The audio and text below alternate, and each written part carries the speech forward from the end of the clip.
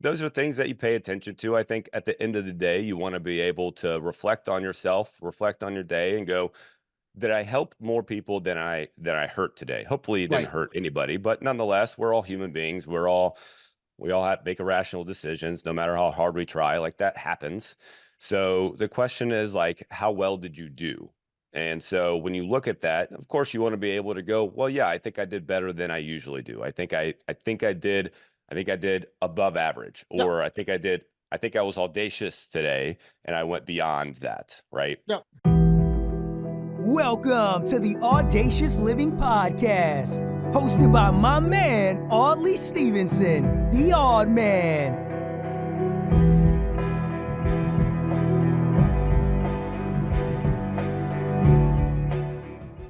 Greetings and salutations. Welcome to the Audacious Living Podcast, where our aim is to inspire and empower our listeners to live their best audacious lives ever. It's a pleasure as always to have you here with us, and I appreciate you taking your time out of your day to spend it with us. Now, we'll be talking about the process of getting better on this episode, and the same way a seed must find its purpose within the soil to grow into a strong, resilient plant, we are here to help you discover and cultivate your inner purpose for a fulfilling life. Our guest, Jerry Scarlato, is here, and he will shed some light on his journey towards finding his own purpose and living audaciously. Jerry is a seasoned fitness expert with over 20 years of experience in the health and fitness industry, and now having helped thousands of people transform their lives through fitness, he now focuses on personal development and coaching to empower individuals to reach their full potential. His insights and experiences are particularly relevant to today's episode as he shares his own journey of overcoming adversity, finding resilience, and discovering his true purpose in life. So now that we've got you all set up and ready to go, let's get into our conversation with Jerry Scarlato. Enjoy.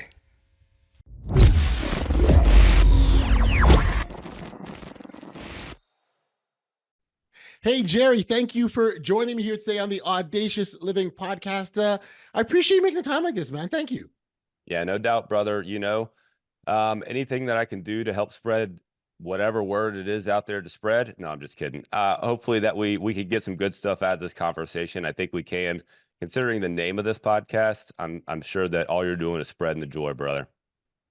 I try my absolute best without question, and really this is a labor of love. Call it my personal mission, if you will. But I do think there's much to be gained individual we can gain personally, but then the impact we can have on other people around us, right? And we oftentimes talk about living my best audacious life, but if I'm living good, chances are I'm spreading something to others too. Hopefully somebody else around me is also doing the same. Right? Hopefully they're getting a little bit of my vibe, and they're kind of doing a little bit of the same. Right.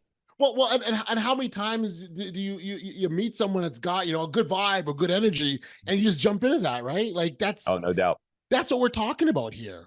Well, it's too funny that you bring that up, because I think the last conversation that I had, that may have been yesterday or the day before, we were talking about this exact same thing. The idea of like, if you're sitting in a room and someone walks into the room and they're a Debbie Downer, you Yep. can feel the energy of the room just drop. Yep. Conversely, if someone walks into the room and they're that high energy person and they're just smiling and laughing, or they just have this like feeling about them, just their posture, their stance, the way they Yeah. walk into the room, Yep. if they just have that feeling about them, the energy in the room all of a sudden goes up. So the question that I try to ask myself, and I'm by no means perfect at this, is when I walk into a room, what kind of energy do I want to bring to the room? And I think that helps me be able to make those transitions pretty well, and hopefully be able to also do the same. So this is me walking into the room and going, okay, I'm gonna do my best to bring the level. I don't know if I'm gonna be able to match you though. You smile and you got a lot more gumption to yourself than I do most of the time. But I think this is me bringing my energy, brother. Well, listen, look, I'm appreciative of anything people bring to the table, but it's so funny you use that analogy of rooms because for me, my and I mean, like, my goal or desire is to, like, impact every single person, every single room I go in. And I'm not doing it by trying to buy people off or nothing. I'm just me being who I am. And you know, I'm not keeping track here how I'm doing or not doing. I feel I'm doing okay overall. I mean, I don't want a tally sheet going, but I Well, sort of feel like I'm doing okay. no doubt. Well, those are things that you pay attention to. I think at the end of the day, you want to be able to reflect on yourself, reflect on your day, and go, did I help more people than I hurt today? Hopefully, it didn't Right. hurt anybody, but nonetheless, we're all human beings. We all have to make irrational decisions, no matter how hard we try. Like that happens. So the question is like, how well did you do? And so when you look at that, of course, you want to be able to go, well, yeah, I think I did better than I usually do. I think I did above average, Yep. or I think I was audacious today and I went beyond that, right? Yep. Yep. Yep. We sort of alluded to, and you talked about this thing called you didn't say the word confidence. I'm going to use the word confidence to describe that feeling you Sure. have, and that when you walk into that room. And actually, before we do that, before we get into confidence, as a personal development coach, I'd love to get your sort of back of what got you to where you are now, because that background often gives us a good indication of sort of someone's journey. And so, please, if you wouldn't mind, just sort of again the work you do now, but how you landed there. So I'll give you as brief a version as I can. Okay. So I was married and had a fitness studio for 10 years. The health and fitness industry I've been in for 15 plus, almost 20 years. I've been in the gym since I was 13 years old, so a long time. It's been part of my life. Helped thousands of people in the studio in person. And last year, I made a decision to kind of change all of it, kind of cut it all out. That's a terrible way to say that, but basically turn it upside down Pivot, and pivot. go. Pivot is a better way to say that than cut it all out. Closed the business last year, Okay. kind of sold it. That's another long story, but I kind of sold it, closed it, kind of sold it. Um, it's easier to say closed it because there wasn't a whole lot of money exchanged, but money is money. It's fine. I sold it. I guess that's a little pat on the back. And then I also got divorced last year. So Okay. both of those things happen to be 10 years long. And I think that it's a total coincidence, but nonetheless, so I learned a lot, of course, over those 10 years. And then, of course, helping thousands of people, I've learned a lot along the way as well. And then during that period of time, and still currently, because that was only 6 months ago, 9 months ago that it started. Mm. So it's still kind of like it's Yeah, you're pretty still in fresh. it. You're still in Yeah, it. it's still pretty fresh. Like I still have days where it's like I still think about all the changes that I made and the changes that I have to make and who I am and what's going to happen moving forward. And Yep. so, at any rate, during that time since those changes started to happen to now, I've also done a lot of personal reflection. What does my future look like? What am I going to bring to the world? What does this mean? What can I learn from this? What did I screw up? What can I learn from the relationship and how things didn't go well there, and from the business and how things didn't go well there? So basically, all of that to say that where I am today lands me in this place because I've been in health and fitness for a long time. So I love helping people. And I also know how important it is to develop other aspects of yourself and other aspects of your life outside of just training and exercise. And when you put them all together, you develop the person. And that's why I've gone into more personal development than just training and fitness. And with everything being so fresh, you're still figuring stuff out, as you said. So it's funny. I've got a friend. He's going through a series of personal challenges as we speak now, and because I've some experience in that area, I've got some perspective I've been able to offer him. And some of the things I like to talk to him about is how, as you're going through this journey that might take a year or 2 years or 3 years, however long that is for you, you're going to have periods where you feel great, and you have periods where you're going to feel really sucky, and have periods where you have no emotion, all you don't want to get out of bed. right? And it's that continuum, almost like a hills and valleys. I think on every single podcast episode I use a hills and valleys analogy, and there's some Yeah, listeners out there be like, yeah, can you come up with another one? But I'm going to use it again because it's it's a so good one. relevant in terms of life being that hills and valleys where you go down and it's gonna be like icky and not great and not feel so wonderful and not Yeah, happy and grief and maybe even pain. But the valley at the top of the hill rather is where all the good stuff is. So the goal is to kind of move that valley as quickly as you can so you get back to the top of the hill so you can celebrate and feel happy and joy and fulfillment, all those sorts of things. But there has to be a recognition that it's not always going to be happy, right? mm, And it's going yeah. to be part of that journey.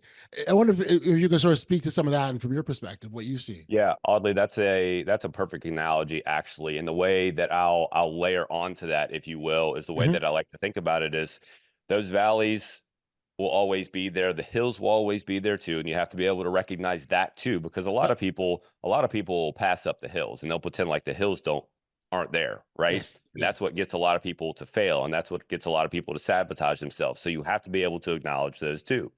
But they're both always going to be there. And the goal isn't to never have valleys. The goal is to bring the valleys up higher and to bring the hills up higher. So it's to Mm, level both of them up. You see what I'm saying? yeah, I do. It's so that you don't dip down as far into the valley. And honestly, so you don't peak too high at the top of the hill. Because what also burns a lot of people out is they get too damn excited about something. Whenever health and fitness is a perfect example. It's what I do.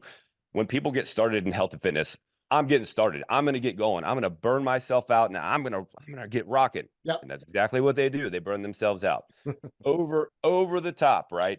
6 weeks it doesn't take 6 weeks for people to then drop back down into that valley. So you have to be able to find the hill and acknowledge the hill, but not let yourself get too excited, but also not dip too deep down into that valley. Recognize the valley Yep. is going to happen, Yep. but when that spiral starts to happen, stop the spiral sooner so that you can then start spiraling back up. Yep. And that's honestly the way that I envision it as the goal in life is to not spiral too far down and to Right. learn to catch yourself soon enough so that you can go back in the other direction. You use the word, the A word, not audacious, but acknowledge, and I think that's a really, Mm, really good word because when you can acknowledge it, you know when it's happening to you, you can see it happening to you, you recognize it, and quite frankly, I don't think you can take any real sustainable action unless you're able to acknowledge. So if you can acknowledge, like you said, then that sort of puts you on that pathway of okay, going up that hill again, and so. Now let's get out of that valley. Let's hang out there. We know we know we're gonna be there. I guess that's mm, what it. We know what's gonna happen. We know we're gonna get there. But how long we stay there is entirely up to us. mm. Well, it definitely is. I don't think that people feel like that because they let their external circumstances control them. Yep. But there's another quote that I love because you said acknowledge. This comes from a psychologist named Carl Actually, Jung. acknowledge was your word. I'll give you credit for it. That was yours. Fair I enough. took. Thank you. Fair enough. So he said, unless you make the unconscious conscious, it'll dictate your life and you will call it fate. Wait. And that's essentially what acknowledging is, right? It's paying attention to what's happening. It's acknowledging what's happening. And people are scared to acknowledge when bad things are happening to them. Yes. Bad things happen to everybody. And until you pay attention to it and put a word to it or put a phrase to it and say, this is what's happening, there's a very small chance that you'll get yourself out of it effectively. You may eventually flutter out of it and figure it out, but it's going to take much longer than you want it to take. It's going to take so long that it's going to feel like it just engulfs your life. But until you go, okay, this sucks, but this is what's happening. This is exactly what's keeping me in this place. And I have to verbalize it and I have to stare at it and I have to look at it and I have to go, okay, that's what's happening. Now, the next question is, what's one step that I can take to start to overcome it? Right. Right. But because what's the next thing that happens? People go, well, it's such a big mountain I got to climb to get out of this thing. It's so big. Look how Yeah. tall Yeah. that thing Yeah. is, Yeah. right? Yeah. And it's intimidating. That is intimidating to look and go, oh my gosh, this it's comfortable down this valley. I might as well just stay here. Why even try and get up to the top of that hill? You know what I'm saying? How many people do you know that will stay in the valley? That will stay in the valley because the hill seems so tall Yeah. when all you got to do is one. like just one step in a direction, just one little move in Yeah. a direction. Yeah. Yeah. No, and that really is all that it takes, that one first step. And sometimes that one step, and maybe I'll get your comment on this, revolves just a little bit of courage, right? And there could be fears attached to why they don't make that one step. I wonder if you sort of could talk about what kind of things that people can do to give themselves courage to make that step out. You know, it seems like, or what society will tell you, or what you see in society, maybe is a better way to say it, is that it just shows up, like you just have it.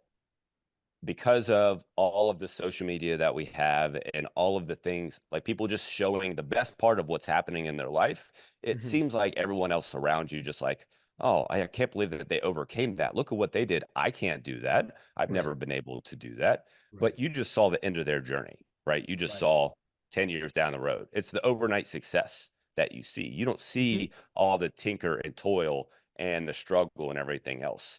So it really comes down to, I wish it was sexier than this. It really comes down to, you just have to start. You just have to decide. Yep. Decide. The word decide, I learned this a long time ago. I don't remember when. It comes from the Latin decidere, Okay. and it literally means to cut off. Okay. So you decide on what to do, and you cut off other options, and then you just do it. You Yes. just decide on a plan of action, and then you do it. And you just take one step. And once you've mastered that step, then you take the next step. And courage is literally built by taking steps and you convincing yourself over time that you are the kind of person who can follow through with your word, who can Right. take action to the next step. Mm. It's Mhm. literally just a convincing thing over time. Yep. It's not going to happen. And like you said, you're going to backslide. That the backslide's going to happen. Yeah. Yeah. The backslide is not a question. So you have to recognize the backslide and then take the next step. Yep. Acknowledge, recognize, and take a step, move forward. And I think you're absolutely right. It happens, in that order, literally. At least again, the sustainable action, right? Because Mm, you can do something, and mm, but you talk about backsliding, right? It leads you to fall. But the sustainable, true action where I've acknowledged it. I'm very clear the action that's connected to why this is not working out and why I need to change it, and this is what I'm going to do differently. Like it's almost that's a step. Boom, boom, boom.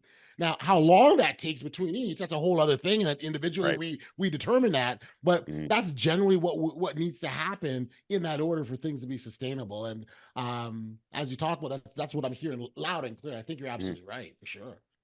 Well, and I think the closer this is important, and I fall victim to this so bad when Okay. I say this. The closer that you can take, the closer that those steps are, the better off you're going to be. Meaning, the closer that you make a choice and then take action, the better off you're going to be. The closer that you make a choice, so that means like you've developed some ideas and then make a choice Yep. and then take action, the better off you're going to be. What happens is a lot of people, like I said, I used to fall victim to this a ton. I'm a little better at it now, but like you want to research, right? Here's some ideas on things that I can do to start to improve. And so you start to look at ideas and you're like, okay, what are some things that I can do? Well, let me think about some other things. Well, maybe this thing is going to be a little better. Maybe I should go down that path. Oh, well, I heard about this course that I could probably take for this. Well, what if I did this? And you go down this rabbit hole of trying to make Yes. a Right. choice. So you become the kind of person who procrastinates on making choices whenever you Right. do that, Yep. instead of just making a decision. Like I said, cutting off the other options. The Yep. odds are, if you've come up with a couple of choices, odds are they're all good choices. Right. And Right. you're just trying to be nitpicky and honestly procrastinate and push off making a decision. So the quicker that you can make the choice and then put it into action, so much better. So Yep. much better. Yeah, yeah. It's funny, you'll have those individuals who, and we probably all know that person who, they've got this problem, they're trying to figure it out, and they go to like 40 different people, get 40 different opinions, and they're no further ahead because they've got all now, and some of these opinions are all competing with one another, right? They're all do this Yeah. instead of that, no, do this instead of this, and all of Yeah. a sudden it's like, well, where do you go? And they're even more confused than when they started. Well, and here's a perfect example of that. So, like I said, I owned a fitness studio, brick and mortar fitness studio for 10 years.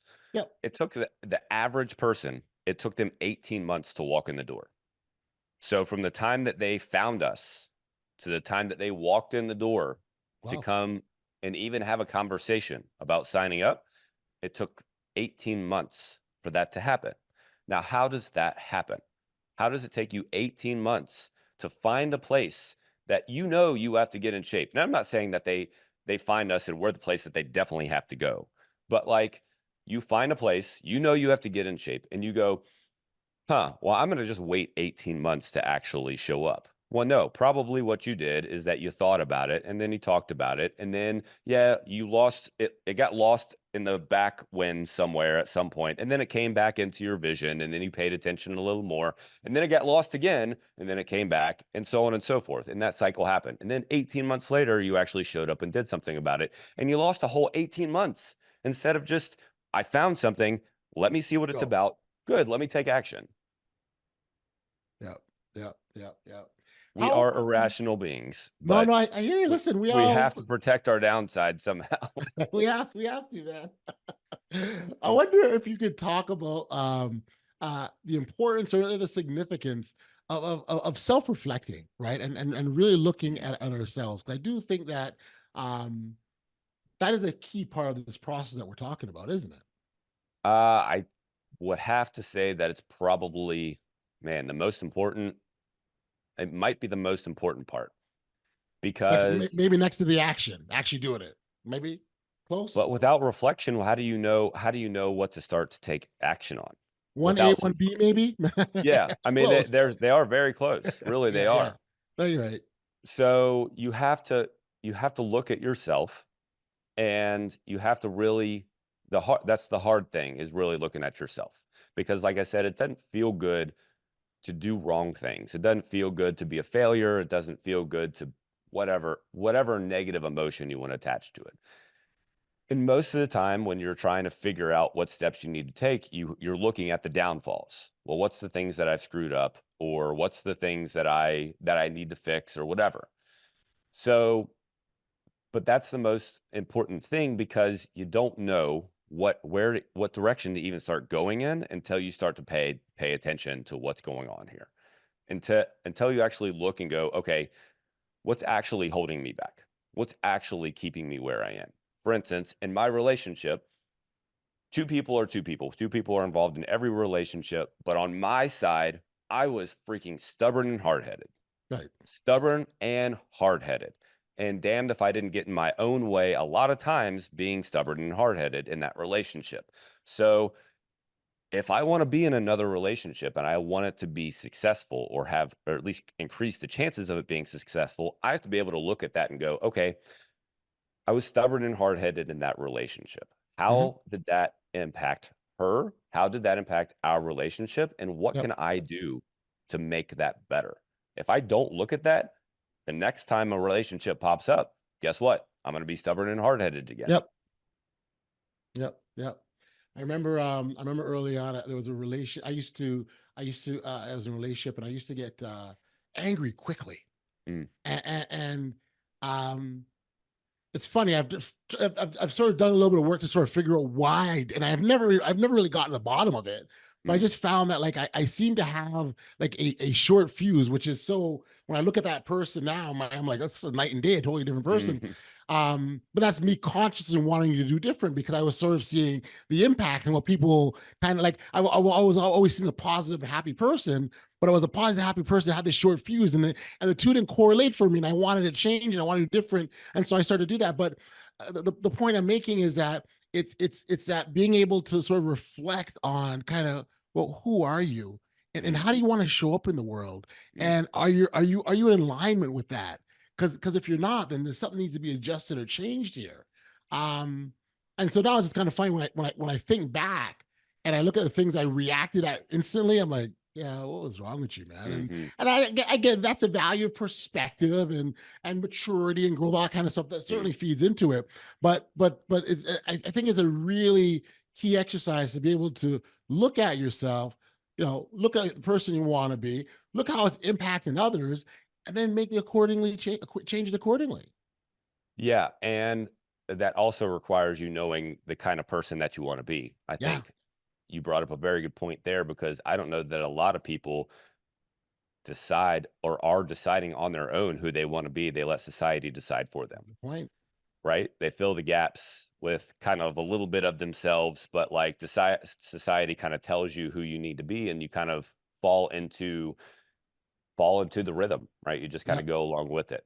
Yep. And Yep. that's why I believe a lot of people don't feel like depression, anxiety, those things are at the highest levels they've ever been in history. Mhm. So when you look at that, you go, why is that? And because society is like thrown in your face so much these days, like I Right. said, we've talked about social media, we've talked about news and other things like that. It's like you don't set aside the time to figure out who you are and like who you actually want to be and what you want to bring to the world and what you want to show to the world and what you want to do with the world and like follow through with in the world. And so you have to understand that too. Like, yes, reflect on who you are, but who is it that you're trying to show to the world? Who are you trying to Yeah. give to the Yeah. world? Yeah. And Yeah. Yeah. that's you Yeah. gotta reflect on that, and you have to have a decision on that too, instead of just trying to follow the rules of everybody else. Yeah, or even where I see often people get caught in that trap is trying to make others happy, right? Mm, And work to satisfy you and your happiness in a sacrifice of my own, mm, right? Like, yep. I'm the guy that's supposed to be looking after myself first, but yet I'm focused on what others are and how can I that people pleasing, if you will, right? It's Mm. that is a slippery slope to go down. People pleasing is insanely slippery. It is insanely slippery, because then you never have a chance to really, not never, but you rarely have a chance to actually fulfill your own dreams and destiny. And the hard thing is, like, people look at that as a selfish statement, right? Well, why would you want to do things for yourself? Like, why would you want to exercise? Why would you want to read books and make yourself better and do all that? And what you don't recognize is, unless you take some time to be selfless, you cannot be. So let me rephrase that. I started to say that wrong. Unless you take some time to be selfish, you cannot be selfless. Yeah. I think the most important thing in the world is that we become selfless, that we transcend ourselves and Yep. we help others. But you cannot be selfless until you take some time to be selfish, until Hmm. you take some time to know who you are, and Yes. until you take some time to develop some morals and values, until you take time to develop yourself. Because without the best version of yourself, who you giving to the world, right? I was good. That was going to be my point. I was going to say, look, if I can't be true to me and give to myself and be selfish before selfless, I have no value to offer to anyone else. I might think I So true, am, right? I might right? think I am, and because I'm in that people pleasing mode, but in the core, I'm truly not. So true. Yeah, it is such a slippery slope, and I don't know that many people understand how much the people around us impact our decision making and our lives, Right. impact what you say, impact what you do, impact what you think. Maybe we do, and we just ignore it, and we think that it's normal, because again, most of society does that, right? Most of society just follows along and just does, oh, my parents want me to do this, okay, I'll do XYZ. Oh, my friends, they do this, so I'm going to go do it with them. So instead of actually putting your foot down and going, I don't know that this makes sense to do. Yeah. I don't, how many times do you do something that you don't find even morally right? How many times do you do that? And if you do it often enough, then you start to like bury that version of you. You start to bury yourself, and it becomes harder to dig that out. The more you bury that down, the more you dampen down you, and you basically live the life of everybody else, the harder it is to eventually dig that out. So Mhm. eventually you have to stop and go, I don't know. I That's don't right. know if I need to make this person happy. Right. If Right. I'm not happy, if I'm not happy, why should it matter if I'm trying to make everybody else happy? That's right. That's right. And your true self never rises to the top, right? Like Mm, that's what needs to happen here is our true the person and who we are. And again, going back to earlier, we got to know who that is, right? So once mm, you know who that is, that you have to give that individual a chance to rise to the top. mm, And once that individual rises, Then you can do the survey and the analysis and figure out, okay, this is where I am. How do I slot myself into the rest of the world, as opposed to slotting the world into you, right? The other way around. Mm-hmm. Well, and you probably get this, you probably see this with the basketball players that you have in your league. The basketball players, I imagine, have to find themselves at times. And I'm Sure. sure at times they are trying to make their teammates happy a certain way, or they're trying to make their coach happy, or they're even making decisions based on whatever their parents are saying. Oh, you need to shoot more. Oh, you need to pass more. Oh, you need Yep. to do this more. Instead of figuring out, who am I and how do I play the best game possible? How do I actually let loose and just go play? And most of the time, those guys that are just out there playing and enjoying themselves, having fun, like those are the guys that are doing well. Those are the guys that are rocking it. But the dudes that are out there like throwing fits and being angry, Right. and they're trying, but like they're not playing themselves. Like those are the guys who's listening to somebody else. They That's got right. everybody else in their ear and they're trying to make everybody else happy instead of just playing the game.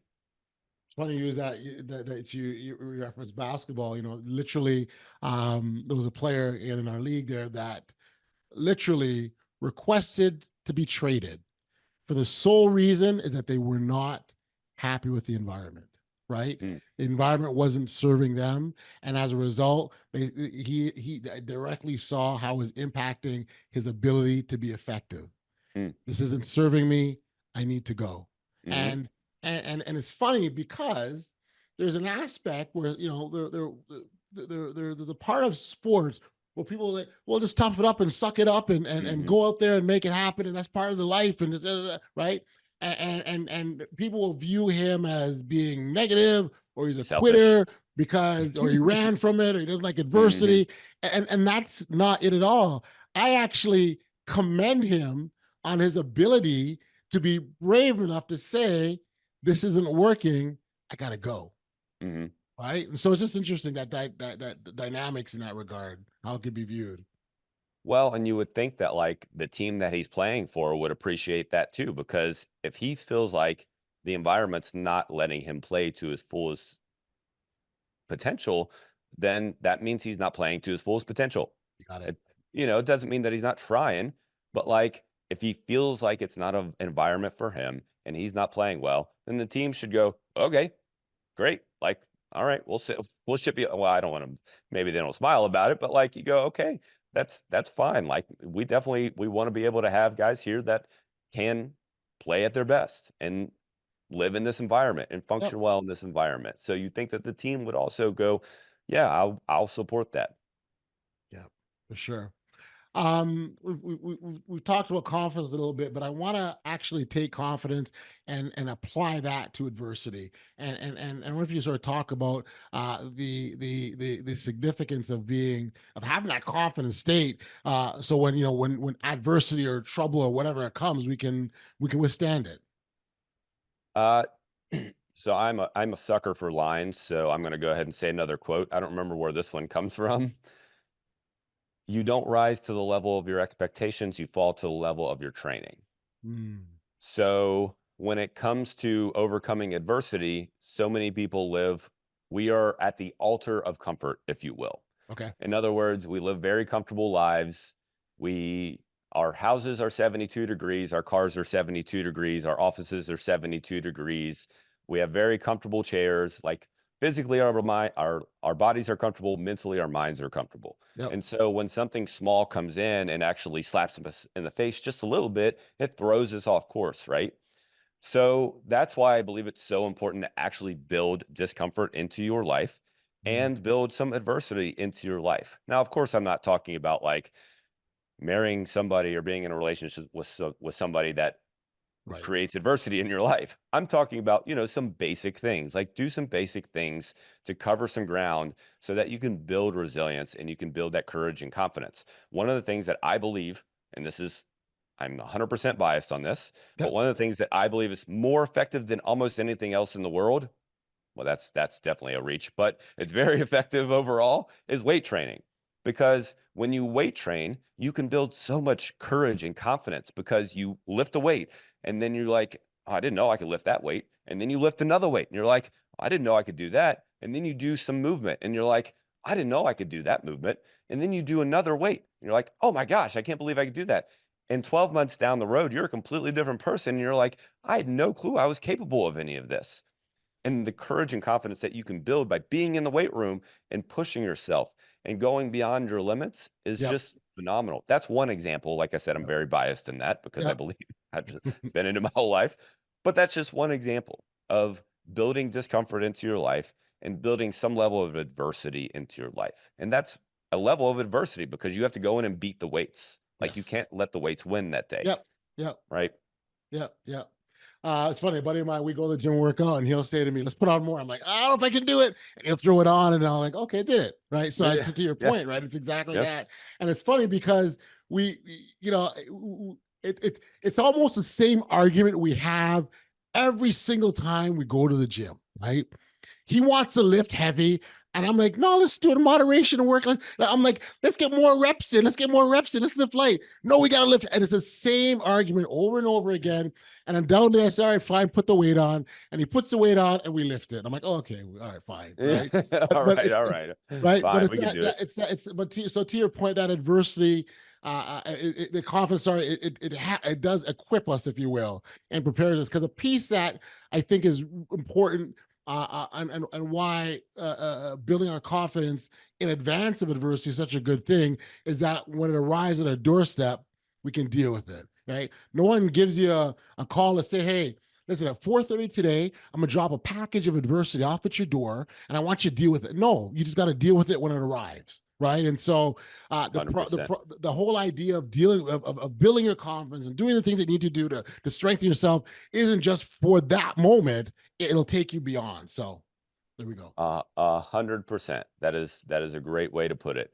You have no clue when adversity, true adversity, is going to come and punch you in the face. You just have no clue.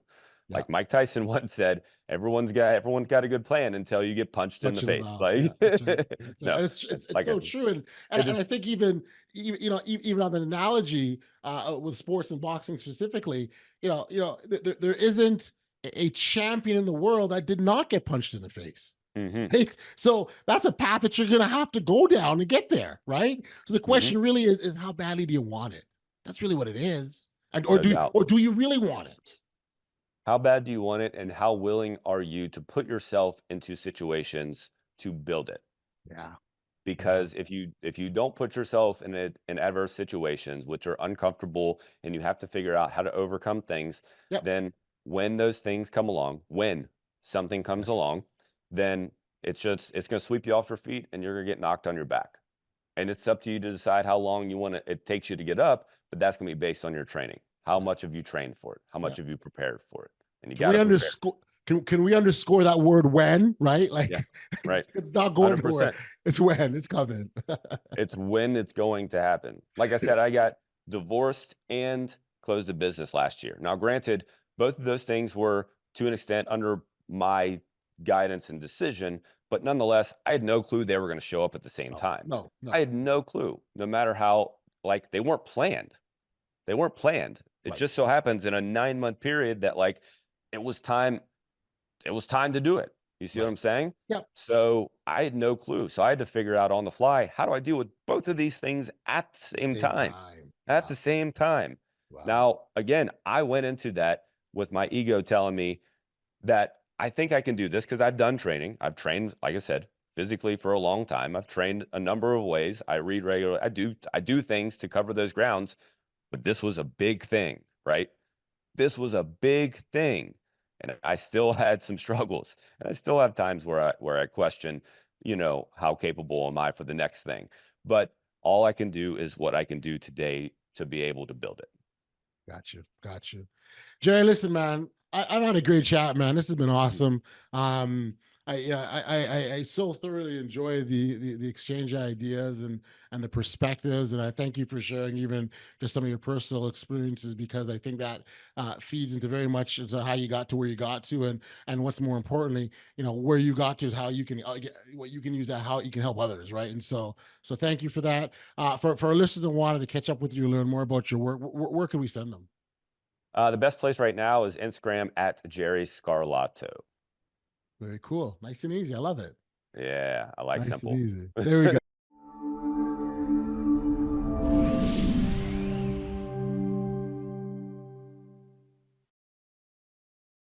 Back we are here on the podcast. In today's conversation with Jerry, we learned that true growth and fulfillment comes from embracing adversity, building resilience, and staying true to our inner selves. Jerry's story serves as a powerful reminder that through self-reflection and courage, we can navigate life's challenges and discover true purpose. For those of you who are inspired by Jerry's story and looking to connect with him directly, we've made a show note. We made his contact details available in the show notes. So you certainly can do so and continue the conversation with him on Living Audaciously. Thank you for tuning in to another edition of the Audacious Living Podcast. So much appreciate when you folks support us in this fashion. If you enjoyed today's episode, please remember that you can also support us by liking, follow, sharing, leaving a 5-star rating. All these things will be wonderful in helping the podcast grow and reach even more listeners. Together, let's continue to pursue audacious lives with courage and determination. Please be sure to stay tuned for more empowered conversations here on the Audacious Living Podcast. Until next time, stay safe, be kind, show love to one another, and be audacious. You've been listening to the Audacious Living Podcast, hosted by Audley Stevenson. If you enjoyed what you heard, be sure to like, subscribe, and share. Until next time, be audacious.